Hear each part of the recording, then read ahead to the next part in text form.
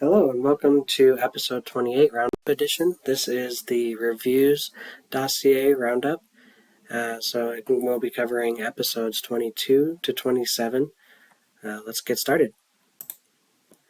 As I mentioned, 22 to 27. 22 is a blog post. Do I really need to get reviews for my business? Yes, and you should review other businesses as well. And then Dana and I talking about that topic, the importance of getting reviews for your business, and then ChatGPT's outlook on it. And then episode 25, a blog post, how can I boost my ratings? And then Dana and I talk about how we can boost our ratings, boosting your ratings and making your customers, employees happy. The last one will be episode 27, and ChatGPT weighs in on how to boost ratings. And as always, you'll be able to find a link below this video to access these episodes if you missed them or if you'd like to watch or listen to them or read them, whatever the case may be. All right, so first takeaway for that first blog article I mentioned, people are 31% more likely to buy when there are reviews. So yeah, that is very important. 31% is quite a bit more, so it is a good indicator that you need to have reviews, especially good ones. 2 to 4 star reviews, cut out the outliers.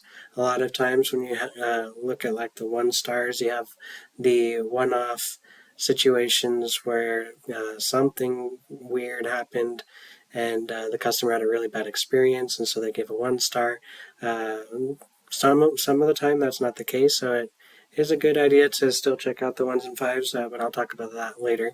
And then with the 5s, you have the people that are just super happy about everything and always leave 5 stars, or you have people that are a part of the business that leave 5 stars to boost the ratings. So it can be not so reliable to look at 1 and 5. So 2 and 4, 2 through 4, cut out the outliers. Excuse me. And then the next bullet point is negative reviews help you improve.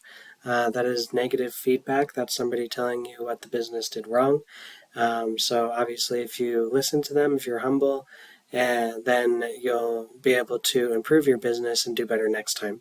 So those are good things to have, those negative reviews.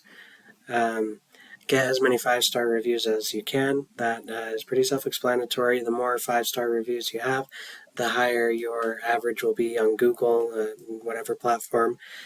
So that you want a high rating, a high average rating. That's what people see from the get-go. And then people notice how you react to reviews, so respond as tactfully as you can.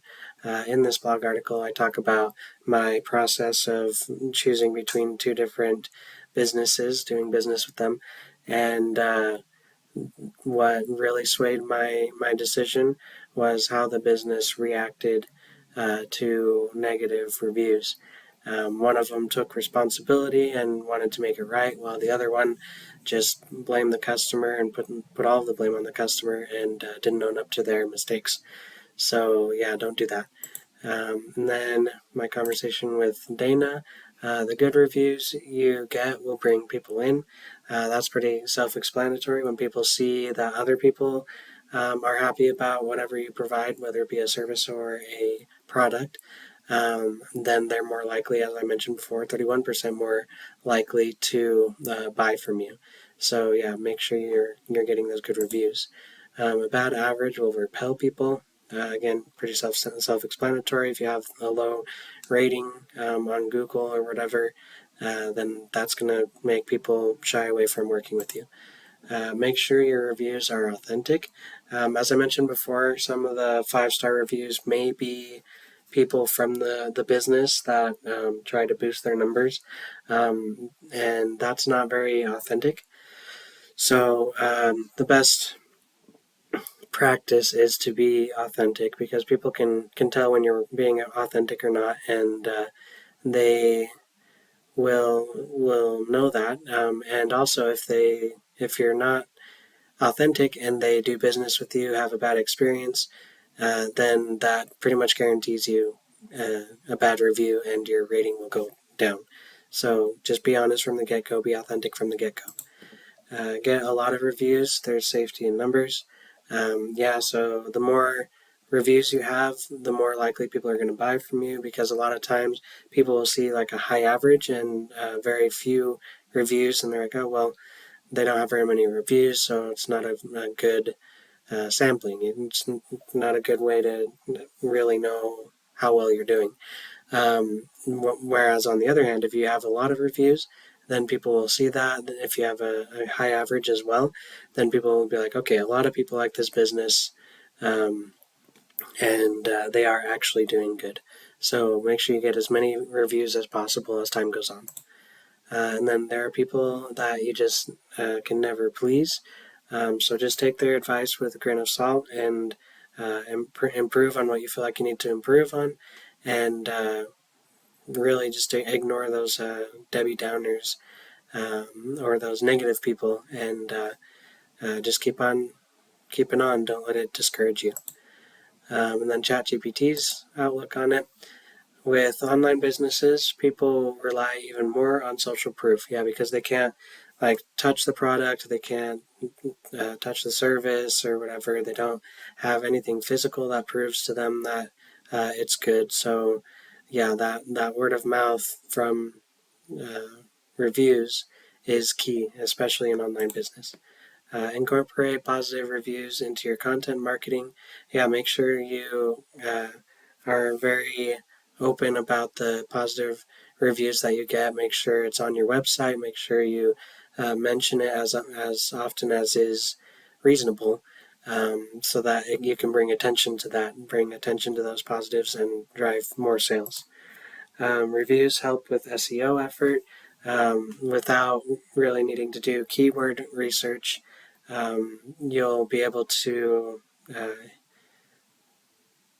do well with different keywords, because those reviews will be using the keywords that your target audience will be looking for, because they are your target audience. So definitely a good point there.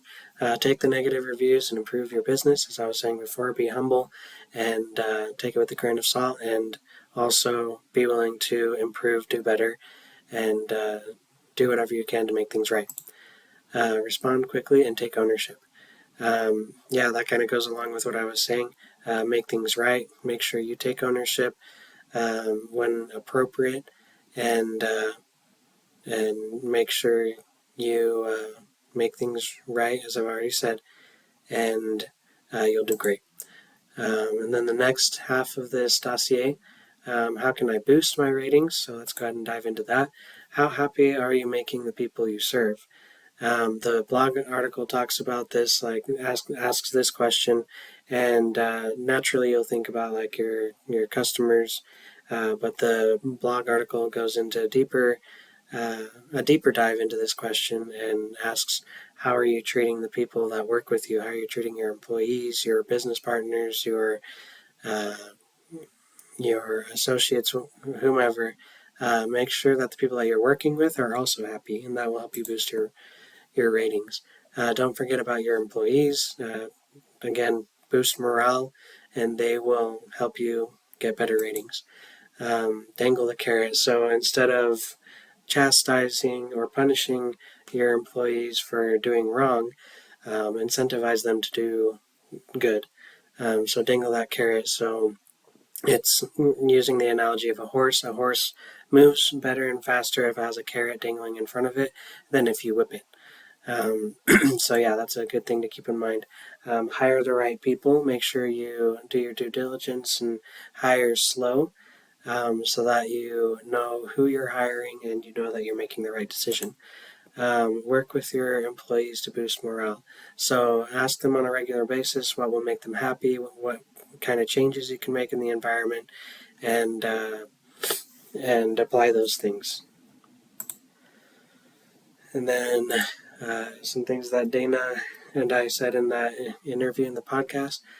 Do your due diligence when hiring, as I was mentioning before. Make it a longer process so that you know exactly who you're hiring, and do a good job at hiring, because if you hire wrong, then it's going to be a hard thing to do.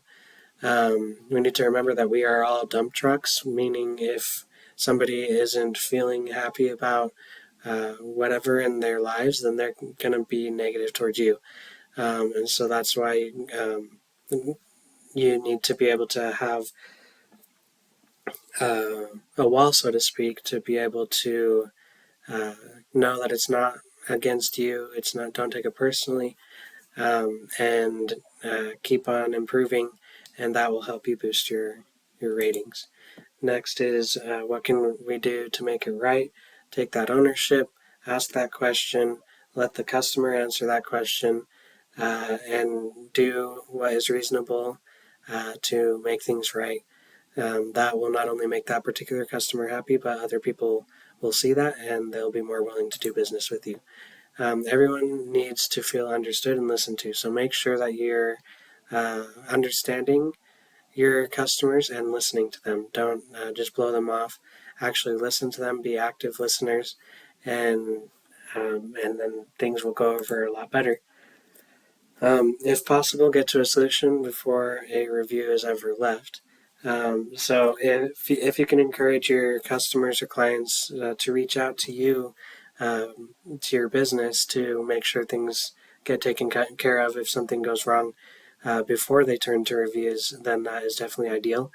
Um, and then you can do whatever it takes to make things right and turn that negative review into a positive review.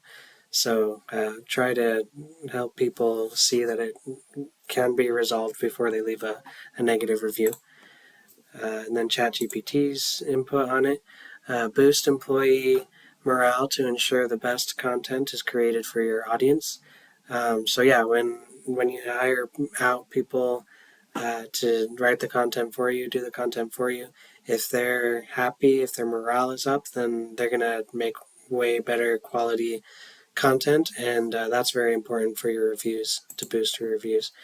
Create an environment that encourages creativity. Let those that work with you be creative, come up with their own ideas and their own uh, tweaks to your content, and inspire that creativity so that they can have a higher morale and do better. Provide your employees with the benefits that make the most sense for your business and them. So yeah, just whatever your business can afford, whatever makes sense for you. Offer, I don't know, like 401k, insurance, whatever you feel is a good thing to offer to your employees. You should definitely do it because it'll be great for your business in the long run. Encourage open communication.